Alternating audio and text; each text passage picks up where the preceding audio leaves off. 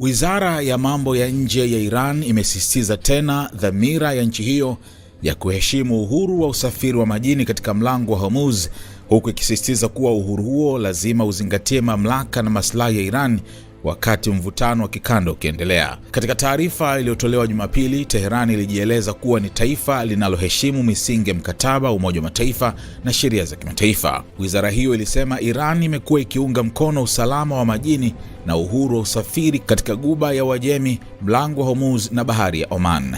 Hata hivyo, ilisisitiza kuwa utekelezaji wa misingi hiyo unategemea kuheshimiwa kwa haki za mamlaka ya nchi za pwani. Taarifa hiyo imekuja baada ya kile Iran ilichokitaja kuwa ni uchokozi wa kijeshi wa Marekani na Israel mnamo Februari 28 mwaka huu.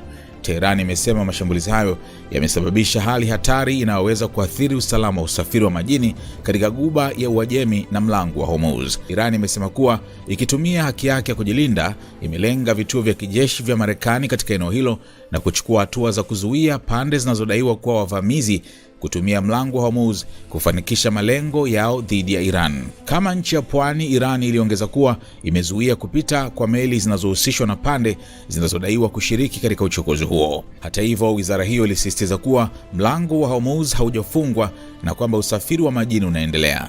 Ilieleza kuwa meli zinaendelea kupita kwa kuzingatia tahadhari za usalama kutokana na hali ya mzozo. Irani pia imeonya kuwa meli zinazohusishwa na kile ilichokita nchi wavamizi, yaani Marekani na Israel, hazitachukuliwa kama zinapita kwa kawaida na zinaweza kuchukuliwa hatua kulingana na hali ya mzozo. Lakini meli za nchi zingine zisizoshiriki katika vitendo vya usalama na zinazozingatia kanuni za usalama zitaruhusiwa kupita salama kwa uratibu na mamlaka za Iran.